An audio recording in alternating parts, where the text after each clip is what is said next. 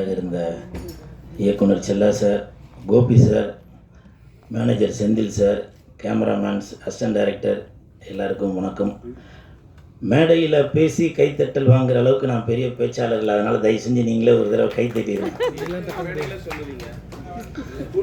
என்ன சார் பண்ணுறது?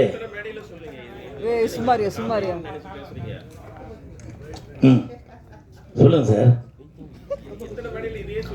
இல்லை, இதுதான் சார் என்னோட ட்ரெண்டு இல்லைங்களா? இதுதான் என்னோட ட்ரெண்டு.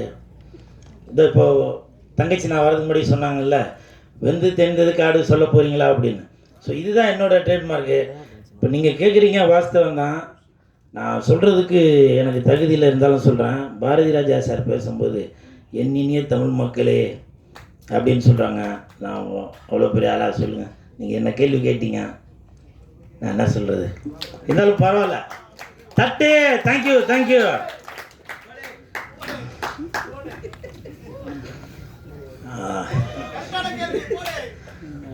இல்லை இல்லை, அப்படிலாம் இல்லைப்பா. எப்போவுமே நான் அவங்களுக்கு கீழே தான். இந்த படம் நான் நடித்ததில் ரொம்ப சந்தோஷப்படுறேன். நல்ல சம்பளம் கொடுத்தாங்க. அதற்கு கோபுரம் ஃபிலிம்ஸுக்கு என் மனமார்ந்த நன்றி. இதுக்கு முன்னாடி வெள்ளைக்கார துறை அந்த படத்தில் நான் நடிச்சிருந்தேன். அந்த படம் நடிக்கிறப்போ ப்ரொடியூசர் ஒரு நாள் கூட நான் ஸ்பாட்டுக்கு வந்து பார்த்ததில்லை. அதே மாதிரி இந்த படத்துக்கும் நான் வந்து பார்த்ததே இல்லை. ஸோ அப்படி ஒரு கண்ணியமான ப்ரொடியூசர் நம்பி கொடுத்துருப்பார் போல், நல்லா தரமாக இருக்கும் படம் அப்படின்னு. ஸோ அதே மாதிரி தான் ட்ரெய்லர் பார்க்கும்போதும் தெரியுது. நன்றி அன்புச்செழியன் சார். அதே மாதிரி இப்போது ஒரு 2 நாளைக்கு முன்னாடி ஒருத்தவங்க கேட்டாங்க, நீங்கள் வந்து சந்தானத்தை எங்கே போனாலும் புகழ்ந்து பேசிக்கிட்டே இருக்கீங்க, அவர் வந்து உங்களுக்கு படத்தில் ஃபுல்லாலாம் எதுவும் கொடுக்கவே காணுமே அப்படின்னு சொல்லி. சந்தானம் படத்தில் ஃபுல்லாக வேணால் கொடுக்காமல் இருக்கலாங்க. என் வாழ்க்கையில் ஃபுல்லாக தாங்க அவர் தாங்க கொடுத்துட்ருக்காரு.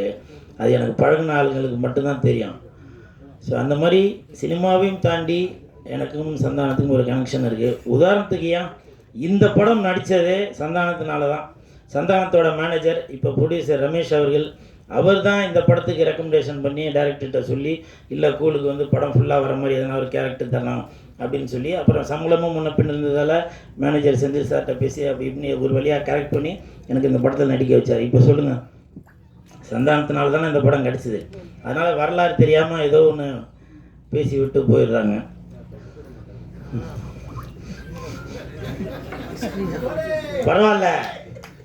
பரவாயில்ல இமான் சார்.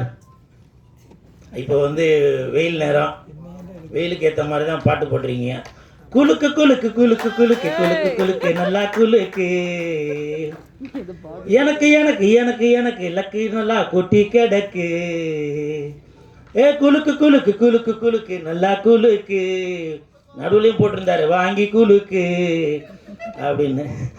இமான் சார், உங்களுக்கு என் மனமார்ந்த நன்றி. எதுக்கு நன்றி சொன்னாக்கா, இந்த பாட்டுக்காக இல்லை, மயோனே அந்த பாட்டுக்கு சந்தானம் சார் அழகாக இருக்காரா, இல்லை அந்த ஹீரோயின் அழகாக இருக்காங்களா, இல்லை அந்த 2 பேர் அழகாக இருக்கிறதுக்கு நீங்கள் போட்ட பாட்டு தான் காரணமா அப்படின்றது தெரியல. சந்தானம் சாருக்கும் இது வந்து அந்த மாதிரி ஒரு மெலோடி அவருக்கும் ஒரு புதுசாக தான் இருக்கும். காஸ்டியூம்லாம் பிளாக்கில் ரெட்டில் நல்லா சூப்பராக இருந்துச்சு. அதுக்கு பாட்டு போட்டு கொடுத்த என் நண்பனுக்கு என் மனமார்ந்த நன்றி இமான் சார். காரணம் என்னென்னா, இங்கே நீங்கள் தான் கிங்கு. ஸோ இந்த ஹோல் டீமுக்கும் என் மனமார்ந்த வாழ்த்துக்கள். அப்புறம் இன்னொரு விஷயம், இப்போ நான் சமீபத்தில் ப்ரொமோஷன் பண்ணுறதெல்லாம் கொஞ்சம் குறைச்சிட்டேன். காரணம் என்னன்னாக்கா, நிறைய பேர் சொன்னாங்க, நீங்கள் தேட்டருக்கே வராதிங்க, நீங்கள் நடிக்கிறதில் கான்சென்ட்ரேட் பண்ணுங்கள். நடிக்கலை நானாங்க வேணான்றான்.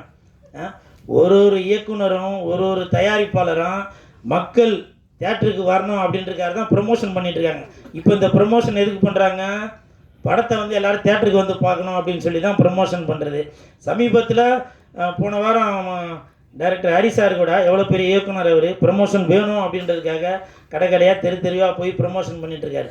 அந்த வேலையை தான் நான் பார்த்துட்ருக்கேன். ஆனால் தேட்டருக்கு வராதேன்னு சொல்லி அது ஒரு கூட்டம், அது ஒரு இது பண்ணிகிட்ருக்காங்க. ஏன்? நான் சினிமாவை லவ் பண்ணுறதால தான், சினிமாவுக்கு சப்போர்ட் பண்ணுறதால தான் நான் ஏதோ ஒரு ரூட்டில் போய் மக்களை வந்து உள்ளே கவர் பண்ணணும் அப்படின்ற ஒரு எண்ணத்தில் தான் நான் அந்த வேலை பார்த்துட்ருக்கேன். அதுக்கு சில தடங்கல்கள் இருந்தாலும் பரவாயில்ல. இப்போவும் சொல்கிறேன், நீங்கள் என்ன தான் சொன்னாலும் சரி, நான் வளர்ந்துக்கிட்டே தான் இருப்பேன். வர 11ஆம் தேதி சிங்கப்பூருக்கு போகிறேன் ப்ரமோஷனுக்கு. புரியுதுங்களா? தட்டு. இது என்னுடைய வளர்ச்சி. இது புரியுதுங்களா? நீங்கள் என்ன தான் என்னை தட்டி தட்டி இது பண்ணாலும் வர 11ஆம் தேதி சிங்கப்பூரில் உள்ள படத்துக்கு நான் இங்கேருந்து அவங்களே என்னை ஃப்ளைட் போட்டு கூட்டிகிட்டு போய் நான் அங்கே போய் ப்ரமோஷனுக்கு போகிறேன். ஸோ அதனால் யாரோட வளர்ச்சியும் யாரும் தடுக்கவே முடியாது. ஆண்டவன் தடுக்கிறத யாராலையும் கொடுக்க முடியாது. அன்பு சார் கொடுக்கறது யாராலையும் தடுக்கவே முடியாது. அன்பு சார், இந்த படத்துக்கு உங்கள்கிட்ட நான் எதையுமே எதிர்பார்க்காம என் நண்பனுக்காக கோபுரம் ஃபிலிம்ஸ்க்காக நான் ப்ரமோஷன் பண்ணுறேன் சார். ஏதோ ஒரு வித்தியாசத்தில் ஒன்று பண்ணுறேன் சார். இதை நான் இந்த நேரத்தில் சொல்கிறேன் சார். வரும்போது இப்போ இன்றைக்கி மத்தியானம் தான் எனக்கு வந்து அந்த சிங்கப்பூர்காரர் ஃபோன் பண்ணி சொன்னார், சார் வெள்ளிக்கிழமை மணிக்கு ஃப்ளைட் போடுறேன் அப்படின்னு சொல்லி. ஏன்னா சனிக்கிழமை மணிக்கு அங்கே படம், வெள்ளிக்கிழமை மணிக்கு ஃப்ளைட் போடுறேன் சார். நான் சொன்னேன், இல்லைங்க நான் நடித்த படம் வருது, என் நண்பன் நடித்த படம் வருது, எனது தயாரிப்பாளர் எடுத்த படம் வருது, நான் அந்த படத்தை ப்ரமோஷன் பண்ணிட்டு தான் வருவேன், அதனால் முடிஞ்சால் ஈவினிங் போடுங்க, இல்லை 11ஆம் தேதி காலையில் போடுங்க அப்படின்னு சொன்னேன். காரணம் இது என்னோட டெடிகேஷன் தாங்க. இது செய்கிற தொழிலை வந்து தெய்வமாக நினச்சி பண்ணுறான். இப்போ நிறையா பேர் கேட்டாங்க, நீங்கள் வந்து அரசியலில் வந்து ஒரு கட்சிக்கு போய் ப்ரொமோஷன் பண்ண போயிருந்தீங்களே அப்படின்னு சொல்லி சொன்னாங்க. ஆமாம், ப்ரமோஷன் பண்ண தான் போனேன். என்னை கூப்பிட்டதே 4 நாளைக்கு தான் கூப்பிட்டாங்க. திருவண்ணாமலையில் போய் ப்ரமோஷனுக்கு 4 நாள் தான் கூப்பிட்டாங்க.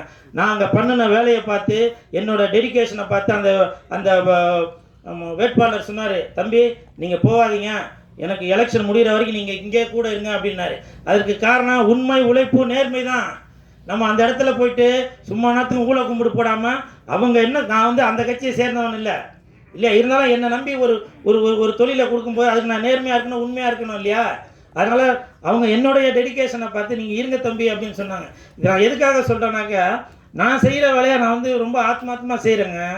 அதுதான் நீங்கள் என்னை தட்டணும் அப்படின்னு நினச்சிங்கன்னா அதை பற்றி எதுவும் இல்லை. நான் வந்து இப்போ தண்ணி உள்ள போட்ட பந்துமா நீங்கள் இங்கே அடிச்சிங்கன்னா நான் அந்த பக்கம் வெளியில் வரேன் நான். புரியுதுங்களா? எனிவே இந்த படம் இங்கே நான் தான் கிங்கு மிகப்பெரிய வெற்றி அடையும் கண்டிப்பாக. ஏன்னா இது வந்து ஒரு கருத்து சொல்கிறது, குறுத்து சொல்கிறது அப்படிலாம் இல்லை. நல்லா ஜாலியாக இந்த சம்மருக்கு வரலாம், வந்துட்டு குலுக்கு குலுக்கு குலுக்கு குலுக்கு குலுக்கு குலுக்கு நல்லா குலுக்கு அப்படின்னு நல்லா குலுக்கிட்டு போகலாம். வாங்க, குலுக்கிறதுனா நல்லா சிரித்து வயிறு குலுங்க சொல்கிறேன், சரிங்களா? அப்புறம் அதுக்கு வேறு எதனா சொல்லியிருப்பேன். நல்லா சிரித்து வயிறு குலுங்க அப்படி நல்லா சிரித்து ஜாலியாக போகலாம், சரிங்களா? தம்பி ராமாயணம் நடிச்சிருக்கேன், நிறையா பேர் நடிச்சிருக்காங்க. அனைவருக்கும் என் மனமார்ந்த நன்றிகள், வாழ்த்துக்கள்.